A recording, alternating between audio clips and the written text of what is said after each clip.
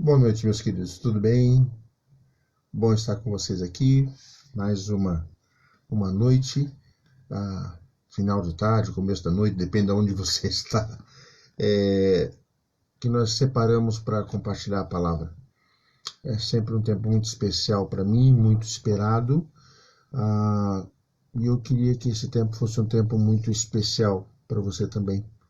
Que das coisas que nós vamos falar aqui, alguns estão nos assistindo, outros vão ouvir essa mensagem depois, mas que essa mensagem possa inspirar o seu coração, que nós possamos aprender juntos a respeito dela e principalmente que nós possamos entender juntos aquilo que Deus tem para mim e para você. Tá bom? Vamos orar, colocar esse tempo, todos os tempos diante do Senhor, mas especificamente esse tempo de aprendizado, que Deus possa continuar nos abençoando, tá bom? Amado Deus, muito obrigado por todos aqueles que têm acompanhado essas lives, têm desejado, amado Deus, ouvir a palavra. Eu sei que tem tanta gente hoje falando e dos seus cultos, mas que de uma forma especial o Senhor nos use aqui, esses irmãos que vão passar por aqui, que o Senhor os abençoe, os guarde, que o Senhor nos ensine a conhecer um pouco mais do Senhor. É isso que eu te peço, em nome de Jesus. Amém. Tudo bom? Sejam bem-vindos. Amados, já nesses últimos anos, tudo bom, Zé Newton? Os outros irmãos que estão entrando também. Nesses últimos anos eu tenho separado parte da minha vida para falar sobre discipulado, para estar com pessoas sobre discipulado. E de uma forma muito especial, Deus me deu a oportunidade, a graça de caminhar com alguns homens que estão começando o ministério, que estão querendo dedicar sua vida ao discipulado, e tem sido tempos preciosos. Um ministério que já há alguns anos, eu, minha esposa e mais alguns irmãos queridos caminhamos juntos aí, chamado Renovo. É um tempo de discipulado, é uma ferramenta de discipulado, é uma caminhada de discipulado, onde nós separamos alguns dias para ficar juntos, ministrando a vida um do outro. Não temos um guru, um líder, é uma dinâmica de pastoreio mútuo, onde nós olhamos para a palavra, olhamos para a nossa vida e nós aprendemos a caminhar com Jesus juntos. E nesses tempos que eu tenho separado com eles, nós falamos sobre muitas coisas. Nós temos muita coisa que eu tenho aprendido, muita coisa que eu tenho aprendido com outras pessoas, mas uma dos momentos desses encontros que são muito aguardados, né? Sempre que a gente vai para encontro, esse encontro de cuidado mútuo, os homens e as mulheres, Maria José, minha esposa, também trabalha com esses grupos de renovo, a frase é quase sempre essa: que bom que chegou a data, as pessoas ficam desejando esse encontro, e que bom, né? Quando a igreja tem programas em que você você deseja estar com as pessoas. E num desses encontros, uma das coisas que eu converso com eles é sobre esse ser comunidade, ser igreja. E hoje eu tenho pensado a respeito disso, e para mim, esse momento que nós estamos passando é um momento de grande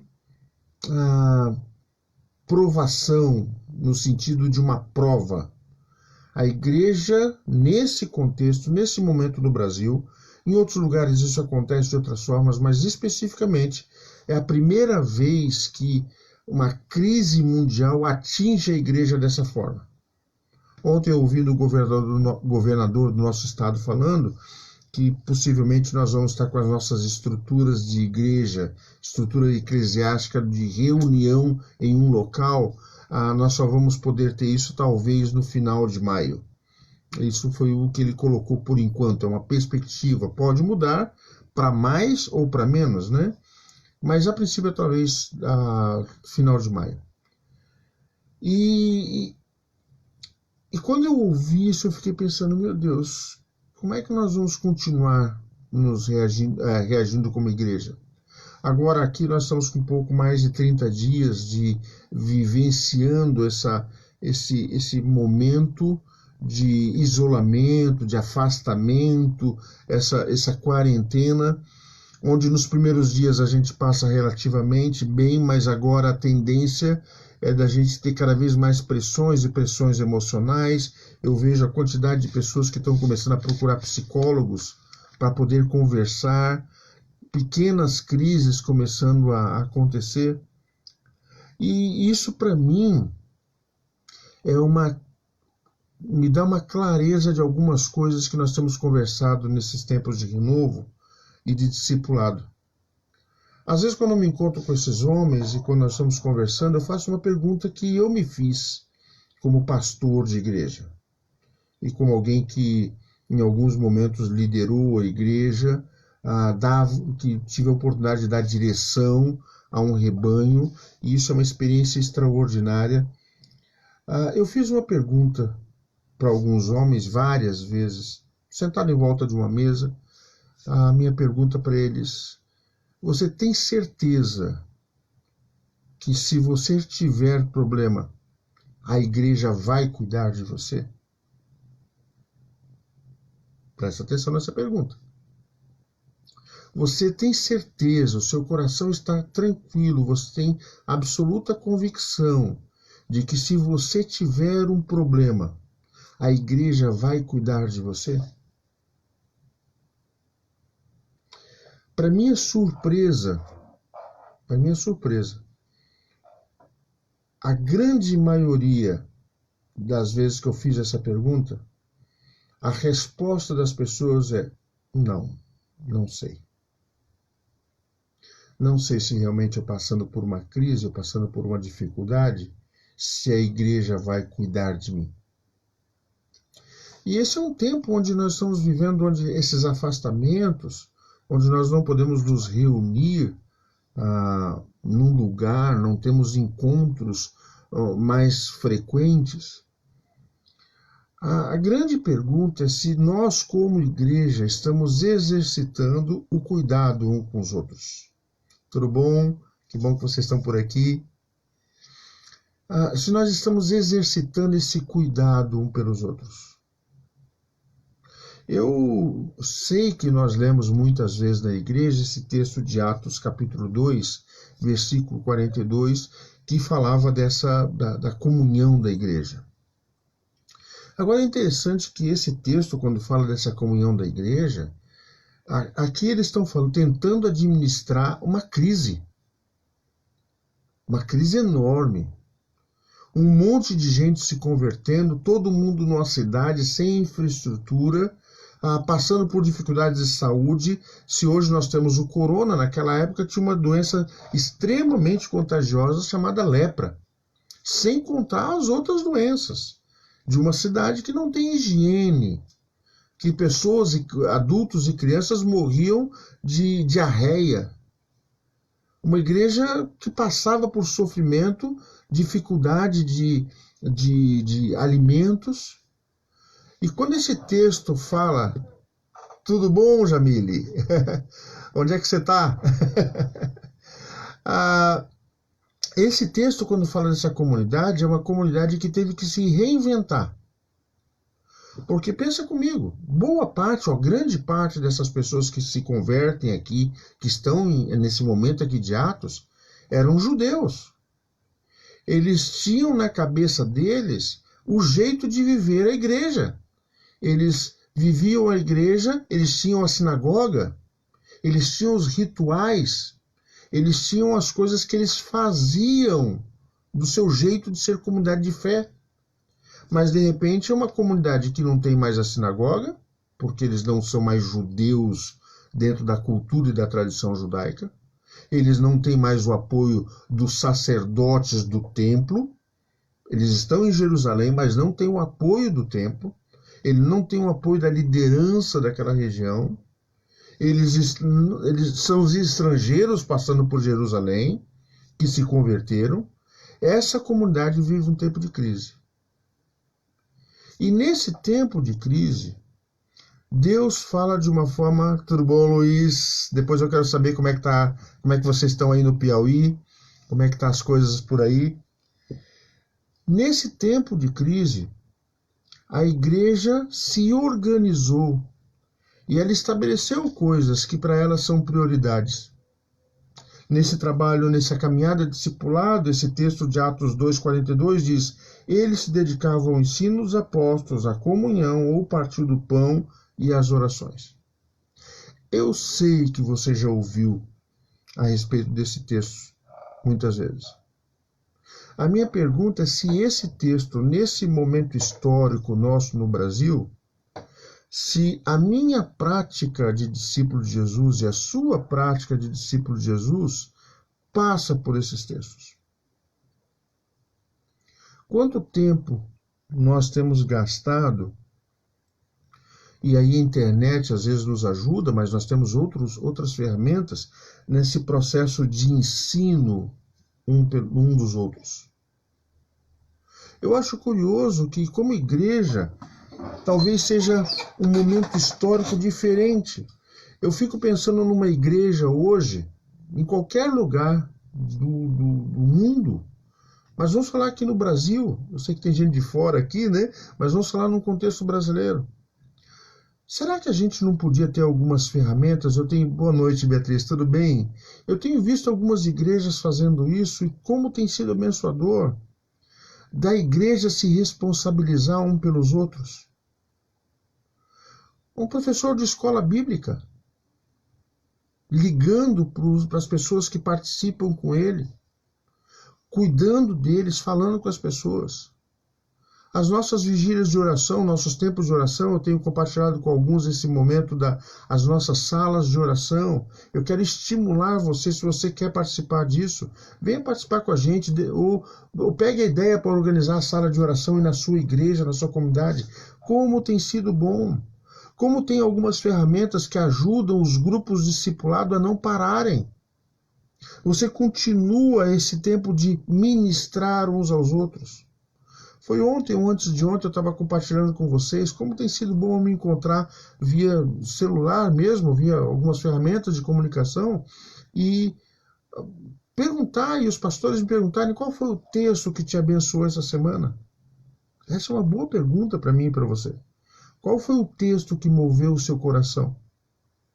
Então essa igreja que se movimenta no meio da crise é uma igreja que cuida um dos outros nos diversos aspectos da vida.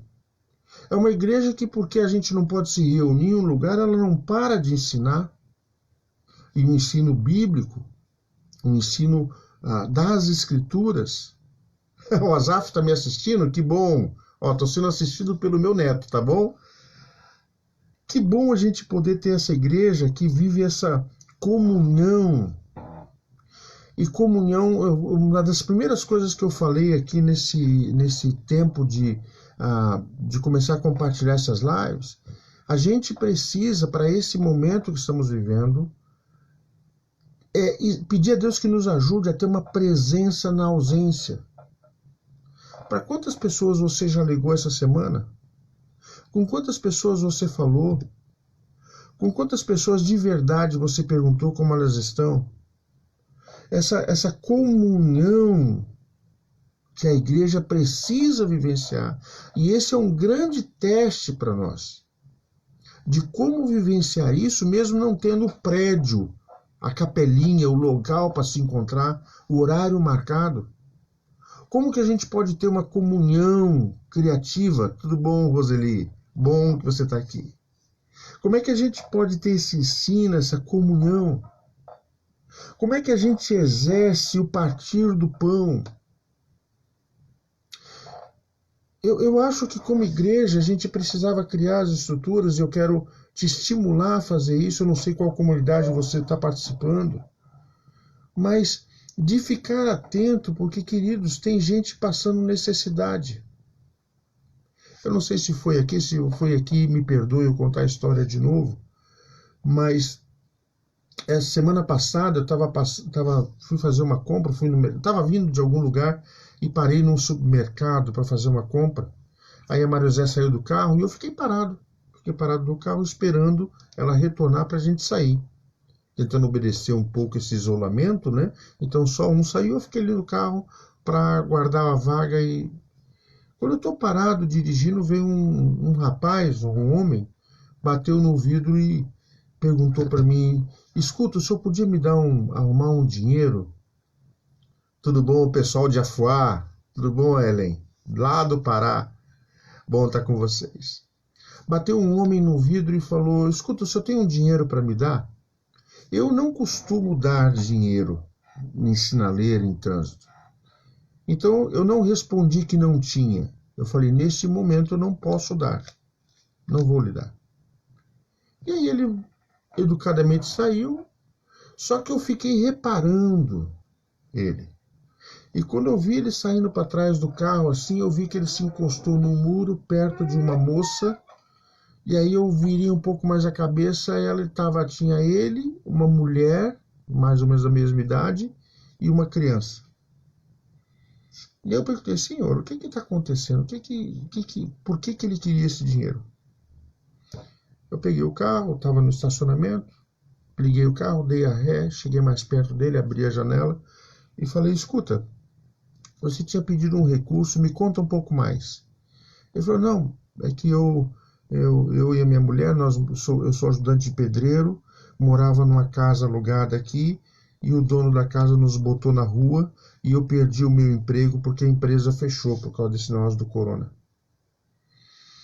Eu falei: senhor, que coisa, que oportunidade da gente partir o pão. E aí dentro do pouco eu tentei ajudá-lo. Mas foi de uma alegria tão grande ver aquele homem, aquela mulher e eles com o carrinho entrar no supermercado para fazer as suas compras. Hoje eu tava falando com a Maria José, quando eu estava ouvindo o jornal, de um cinismo quando a gente ouve algumas coisas. A gente ouve na televisão os repórteres dos diversos canais dizendo assim: fique em casa, vai ficar tudo bem. Eu quero dizer para vocês que tem gente que está em casa e não está tudo bem. Tem gente que está passando fome. Ontem eu estava lá no CAD e um rapaz que eu conheço veio falar para mim: pastor, eu posso ajudar em alguma coisa aí? Porque a empresa que eu trabalhava, uma empresa de construção, o dono faliu em menos de 30 dias, porque ninguém pagou ele mandou todo mundo embora e fechou a empresa. Só que ele tem 4 filhos, querido. E ele é crente também. Ele faz parte de uma comunidade de fé. E aí a gente se reuniu e tentou ajudá-lo para ele levar alguma provisão para casa. E eu fiquei pensando: meu Deus do céu, é um grande teste para a igreja esse tempo. É um grande teste para a igreja. Será que essa comunhão, esse ensino, esse partir do pão que nós falamos tão bonito na igreja, será que isso é prática? Então, de forma nenhuma, eu quero ser acusador aqui. Eu só quero te dizer que me confrontou com aquilo que eu tenho ensinado e compartilhado e vivido com os homens, alguns deles já pastoreando igrejas, dizendo para ele: faça do seu ministério um ministério que cuide das pessoas. E que as pessoas que estão debaixo do seu cajado, que elas se sintam seguras. Tem um texto, uma frase que eu gosto muito: você é responsável pelas pessoas que você cativa. E aí não é uma questão só pastoral, é de todo mundo que nós tentamos, que estão à nossa volta. Esse texto sobre a comunhão da igreja que fala, de fato, quantas pessoas têm feito parte da sua lista de oração? Que você tem rogado a Deus, não tem mais o desespero de sair correndo, as coisas estão mais lentas, você não tem mais agitação do dia a dia, você é obrigado a ficar parado e nós temos dificuldade de fazer desse tempo um tempo produtivo. E uma coisa que seria muito produtiva é você interceder um pelos outros. Quem são as pessoas que fazem parte da tua lista de oração? Por quais motivos você tem de fato intercedido diante de Deus? Mas quando eu falo intercessão, eu não sei se eu consigo explicar isso. Porque às vezes eu tenho a impressão que tem algumas orações que elas saem mais da nossa garganta para fora do que necessariamente do nosso coração. De uma elaboração de mente, de ter um só jeito de pensar. Quando eu lembro de algumas pessoas, eu falo, Senhor, tem misericórdia. Se não for o Senhor cuidando dessas pessoas. Ontem eu estava lembrando, tem um pessoal de Afuá, eu estava me lembrando muito, Deus, que o Senhor ajude todo esse pessoal lá na região amazônica, que dificuldade que eles estão passando. Eu conheço alguns de lá, o pessoal de Lábrea, da Amazônia. Eu estava lembrado do pastor Luiz, queria muito saber como é que está o pessoal aí do Piauí. Eu tenho tentado orar, colocar na minha lista de oração as pessoas aqui da Grande Florianópolis, meus irmãos de Renovo, as pessoas que de alguma forma eu tenho me aproximado. Acho que um coração pastoral não precisa ser só de um pastor. É de um discípulo. Pastor, na sua essência, é cuidar de alguém. E eu e você somos chamados para cuidar. E que bom seria se as pessoas soubessem que podem contar com você. Podem contar com uma palavra. Podem contar com o seu contato, a sua preocupação. Eventualmente podem contar até com a sua provisão. Eu louvo a Deus por pessoas que cuidaram de mim em tempos difíceis da minha vida. Eu precisei que pessoas literalmente colocassem comida na minha mesa. Casado já. Como foi bom ter homens que falavam muito pouco, mas as atitudes dele falavam mais alto do que as suas próprias palavras. Que bom se você pudesse ser alguém que pudesse simplesmente ligar para algumas pessoas e dizer: estou orando por você. Saiba que nesse momento de crise, eu estou orando por você. Saiba que nesse momento de crise eu estou sustentando você. A gente não se encontra, a gente não se abraça, mas não é por isso que eu estou longe. Esse tempo vai nos testar como igreja, como, pelo menos nessa geração, eu não me lembro de nós sermos testados dessa forma. E a minha oração é para que no final disso nós sejamos aprovados. Que o nosso jeito de ser igreja realmente seja muito parecido com isso que a gente vê e que a gente admira e que a gente deseja, escrito quando relata os primeiros discípulos, esses homens e mulheres que começaram essa caminhada de fé como discípulos de Jesus. É uma palavra simples, mas para mim tem sido muito difícil. Tem sido muito complicado de sempre ficar olhando e pensar: será que as pessoas que andam comigo de fato elas podem contar comigo? Será? Será que quando eu chamo de meu irmão, esse chamar de meu irmão de fato expressa um comportamento, um cuidado, uma intencionalidade? Ou será que esse meu irmão é apenas um jeito de se identificar no meio de uma comunidade? Eu peço a Deus que Deus nos ensine, que Deus prove o nosso coração, que nós possamos aprender mais uns com os outros e que nós possamos aprender muito a respeito de comunhão. muito a respeito de comunhão. Senhor, que as nossas igrejas, essa é a minha oração, que as nossas igrejas sejam um testemunho de quem Tu és. Que as pessoas que o Senhor nos deu, que sejam cuidadas, que essas pessoas se sintam amadas no nosso meio. Que a igreja possa de fato refletir aquilo que o mundo vai ver. O mundo vai nos reconhecer pela forma que nós amamos uns aos outros. E uma dica para mim e para você, que amar uns aos outros passam por esses conteúdos da comunhão. Que o nosso amor se expresse através da comunhão. Que Deus te abençoe, meu querido. Eu tenho sempre me colocado nesse final de live, de transmissão, de verdade, me colocando à disposição para a gente conversar um pouco depois, eu saber como é que você está. E isso não é um discurso de final de transmissão. Algumas pessoas eu tenho conversado, tenho orado por algumas necessidades. Nós precisamos aprender a andar nesse novo mundo. Então, meu amado, se você quiser conversar, se você precisar de oração, se você quiser compartilhar alguma coisa, use esse espaço.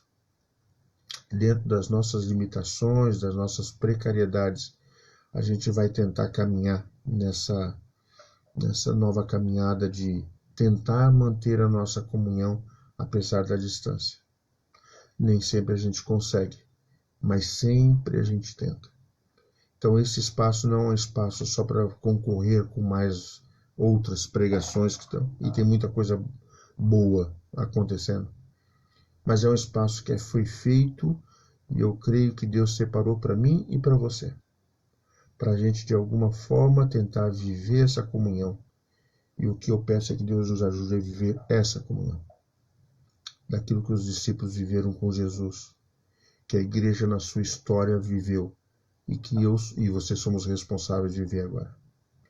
Que Deus te abençoe, que Deus te guarde, que você possa usar esse pequeno texto, essa breve reflexão, talvez para compartilhar com alguém, que você possa, que isso possa achar morada no seu coração também, que isso possa te abençoar.